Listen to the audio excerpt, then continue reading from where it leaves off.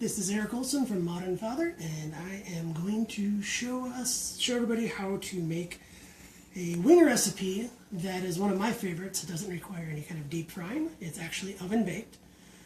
But in order to make sure you get the nice crispy goodness that holds on to sauce and to seasoning, there's a little trickery involved that has been demonstrated in a recipe by Kenji of the Food Lab. He has an interesting little trick. The link is in the description of this video, specifically for the seasoning I'm going to use. But he does have a story about how he came across this little trick using baking powder and salt in an overnight rest in the fridge to kind of dry things out. And then you bake it the next day and you toss it with whatever seasoning you'd like or whatever buffalo sauce you'd like, and you're good to go. I did not look up how to pronounce this. I meant to earlier today. It's XI''AN. I believe it's based out of something that Kenji tasted when he was in the Sichuan province of China. And this is something he kind of constructed to put back together. So it's a pretty simple recipe to do the basic chicken wing part. You can start with drummies and flats that you purchase on your own at any supermarket. Usually because they're cheaper, I just tend to get whole wings. But when you get whole wings, unless you want to try to cook this entire behemoth at once, which I would not suggest, you need to break it down a little bit. I want to apologize already to my camerawoman, my wife, Jenny, who's a pescatarian and doesn't actually hasn't ever really eaten meat in her life. So, here's how we go. This little bit right here is the wingtip.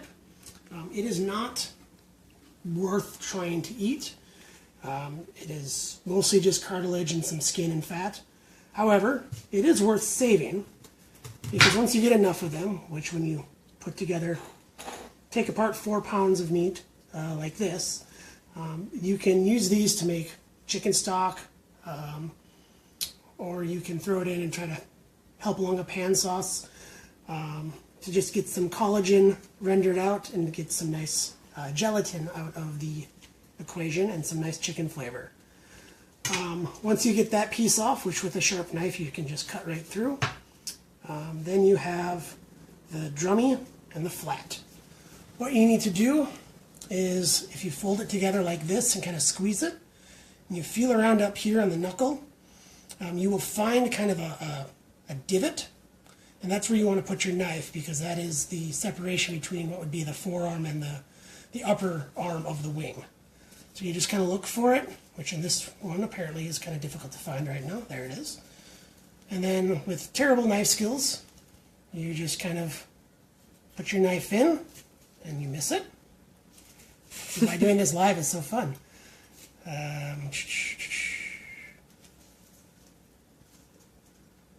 That should be about right. So I just did 4 pounds of these without any issue, and now I'm having problems. So here we go. It just kind of cuts right through, and then you can just finish it up. And then what you want to do is throw it into a large bowl.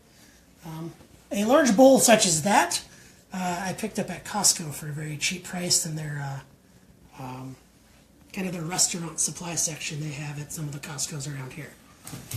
So we'll just do one more. You cut off the wingtip again. You just kind of split this flap down here to about the joint. Flip it over. Look for the divot. And then just cut through. I realize some people out there might be cringing at my knife skills. Usually cutting something like that up high in the air is not a good idea. I don't necessarily suggest it, especially with a large knife like this, but that's where we're at today. Excuse me. So, I'm going to keep these on actually. I have gloves on because when you live in the bold north, as we do up here, the winter is really just a desert. And because of that, you end up with problems when you wash your hands 5, 10, 12 times a day like you do when you have toddlers. And so my hands crack and I just don't want to get that stuff in my hands if I can help it.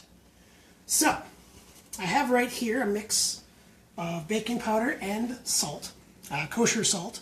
I use the diamond crystal, which I believe is typically the one that is suggested by a lot of different cooks out there. Kosher salt is nice because it's got a bigger crystal, so it's easy to pick up and kind of sprinkle onto food.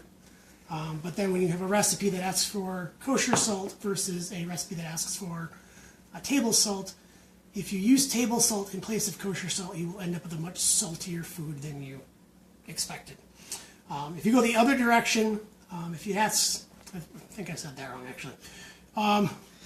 If it asks for a tablespoon of kosher salt, and you use a tablespoon of regular salt, table salt, you will end up with a saltier food. If you go the other way, you're going to end up with less salty food than you expected, and not as seasoned.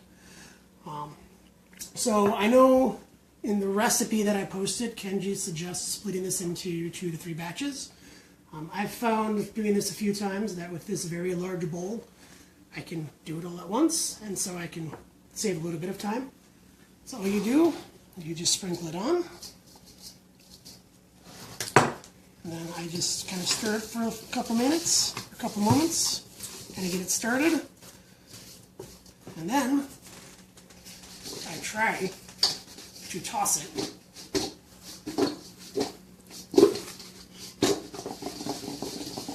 Try to get as kind of even coat as possible. The idea here is to coat as much as possible because what happens is the baking powder, the salt will help season it, but what the baking powder does is it actually will change the pH of the skin a little bit, and that will promote browning and crispiness, so that when it's in the oven and you're trying to cook it in the oven as opposed to a deep fryer, the outside will get nice and crispy and golden brown, whereas if you didn't do this, they'd kind of come out flaccid and not as nice, and you'd have to cook them a lot longer and end up with dry, stringy meat. And I took my gloves off for no good reason, but just grab one more here real quick. So, I'm not going to do the entire batch right now, because the point of this is to be kind of a quick and dirty. But what you want to do is then you'll just lay them out onto a set of cooling racks. I have this 2-tier set up right here. The nice thing about this recipe is if you do it with what I have on the bottom down here, this stainless steel one, is you can put it directly into the oven without having to take it out and move it to a different surface. This one on top has a non-stick coating, and I wouldn't necessarily suggest putting it in the oven because it might start fuming or otherwise put weird flavors or odors into your home that you don't want. So you just fill this out completely. Excuse me. And then what you would do, and I'm just going to demonstrate for the purposes of time, do the rest of these later. These are actually going to be made for my parents. We're going to go up there with the kids tomorrow, and I'm just going to start these tonight. So what we do, pardon our disgusting fridge in terms of how crammed it is, but we just got a delivery of some stuff. We just find a space, preferably somewhere in the bottom, away from everything else because it is raw meat, hasn't been cooked. The salt should render most everything relatively dead, but you don't want to take any chances. So you just put it in there, and then you let it go, minimum of 8 hours. I have done it, and will be doing it this time around for 18 hours. I haven't tested enough to know if there's much of a difference between 8 and 18 hours, but that is what is also suggested in Kenji's recipe. So I'm just going to put these in here for the moment while we move on to the next step. So that's the wings. That now, once it's cooked, is good for any kind of sauce that you would want. It could be a buffalo sauce, it could be some other kind of wet sauce. But what I have here, again, is a dry sauce, a dry rub seasoning, because that's what I prefer. I'm not actually a big fan of buffalo sauce myself. So what we have here is a mixture of, so up here we just have some brown sugar and kosher salt. And then for the rest of the seasoning, we have down here, we have some crushed Thai chili peppers, which I got these on Amazon. I've made them myself by hand with either ones I've dried from the garden before or just some Thai chilies that you buy from like a specialty restaurant, a supply shop, or like a spice house. Fennel, it's pretty easy to find, same with cumin seed. The one thing in here that might be difficult to find is called a Szechuan peppercorn. It's an interesting spice. I would not try it on its own. I've done that. It leaves your mouth feeling very citrusy and kind of numb feeling. What it is, it's a, I'm going to get it wrong, it's a berry, it's the shell of a berry actually, that grows in China and some other places. What you were interested in are these pieces right here. These are the actual pieces, parts of the Szechuan peppercorn that give it flavor. You will see in some cases these little black seeds. I have not actually tried before, but I have been told from a number of different cooks and different sources that these do not grind up well and kind of have a sandy, grainy texture to them. So I tend to try to pick them out. No reason to put those back. One thing to note is that in most cases they'll just be kind of sitting around. This is all I got from a tablespoon of peppercorn. So depending on your source, you may not have many to pull out. Some of them will be free, but what you might also find is sometimes you will find a peppercorn that didn't really open up all the way. It kind of looks like a mini pistachio. And you just have to kind of crack it open like a pistachio and get the seed out. And so you just discard the black shiny seed and put the peppercorn shell in with the mix. So that's really the main flavoring. Can I ask a clarifying question Sure. real quick? So are you saying that this is, out of a whole tablespoon of the peppercorns, these are all the seeds you found? That's all the seeds I found in this Okay. batch. I believe I've had a batch in the past where it was a much higher proportion Okay. than that. So it's going to be variable, as any agricultural product is. It could be a small amount like that. It could be half of them. It really depends on your source and where you're getting them from. So with these, and I forgot to turn it on, just want to toast them over kind of medium heat. And I really should have turned this on earlier, so this might not go so well, but that's okay.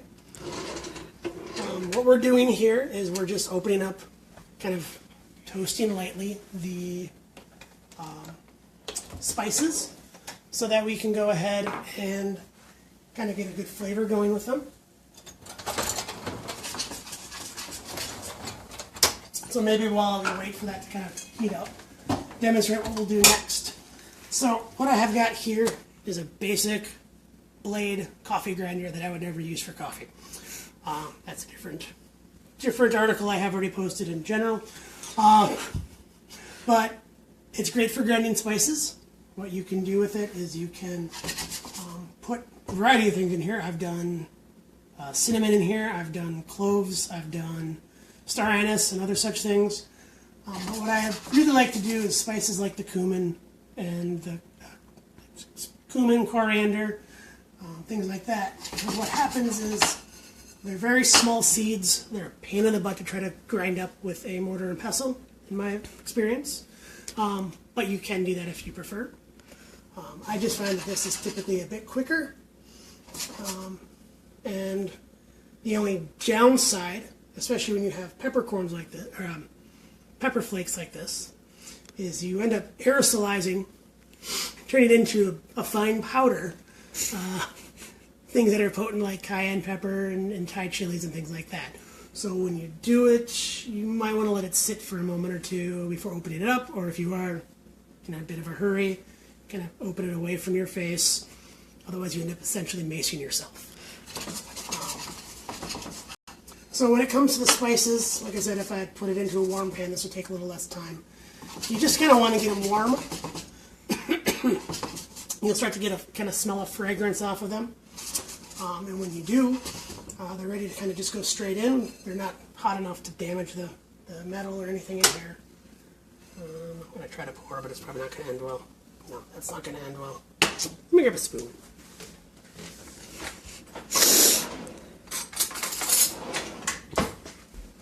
Alright, so Try to do this with the wrong hand too.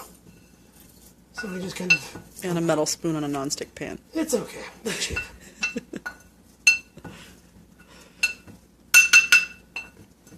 Alright. Get it all in there, as much of it as possible. And then we just give it a grind, and I apologize if the noise is annoying over the phone. I know it annoys our cat.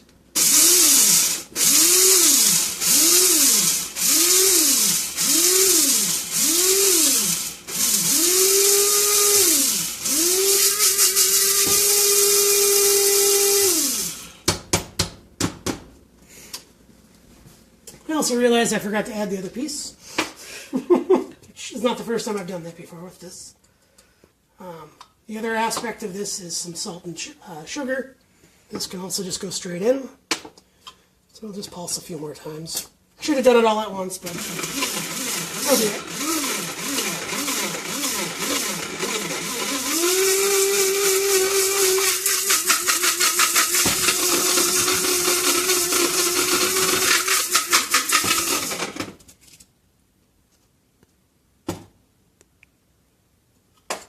Seems my sugar does not want to break up, so help it along.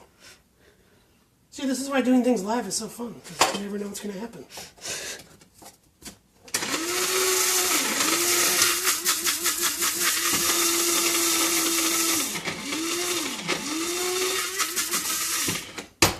Well, I think that might be as good as it's going to get, but that's okay. It's homemade. This is not necessary, but I enjoy having something like this. It's just a simple shaker. I think I picked this up at like one of our local kitchen supply shops. It just makes it easier to kind of dose it out on the wings or spill it everywhere. This is going well. Also trying to do this with the wrong hand is also not so easy. Kind of my point of doing this video in general is just to show that, you know, things aren't always as slick as somebody like an Alton Brown or somebody like that might show. Not because of the whole live aspect, but because of I don't do this a lot. Thanks for showing off the mess. Alright, anyways, now that's taken care of, we can take the spice blend. I'll clean that up later. Come over, I'm going to go grab, in the interest of some TV magic. So, I prepared a small batch last night, so I could do this. I may have slightly overcooked them, but when you do want to cook them, you'll just take them out and put them directly into the oven, and cook them for 20 minutes on one side, and you just flip them and cook them for 15 to 20 minutes on the other side. I did, I think, 25 minutes, or 20 minutes on this one, and it may have been a little too long. But, all you need to do is add them to a small bowl, at least I do.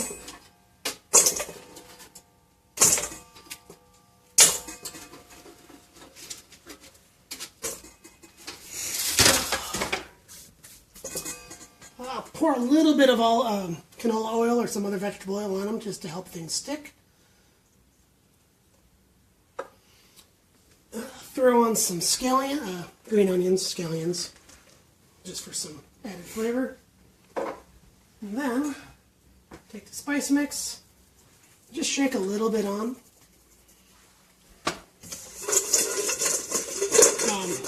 For the full recipe, I believe Kenji recommends starting with half of the spice blend. I don't think I've ever done half, even for a full 4-pound batch, but especially for a small batch like this.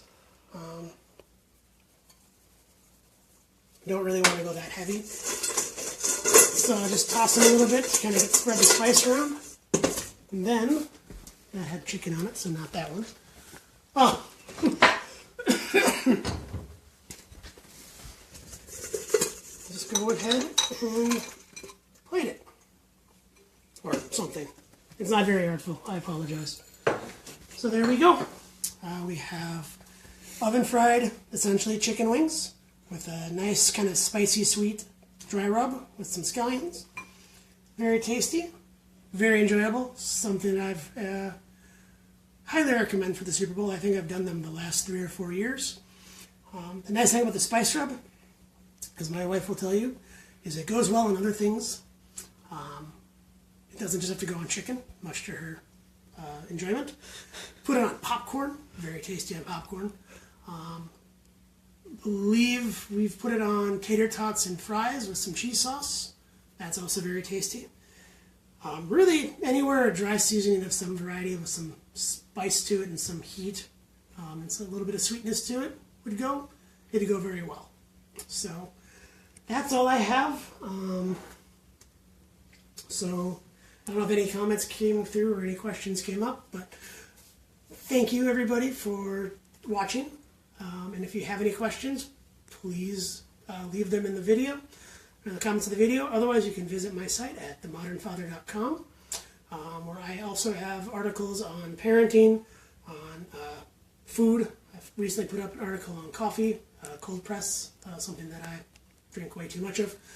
And then also handling toddlers, because sleeping in the room, or we have a couple of them ourselves that put us through our paces. So thank you everybody again for watching, and I hope to see you again soon.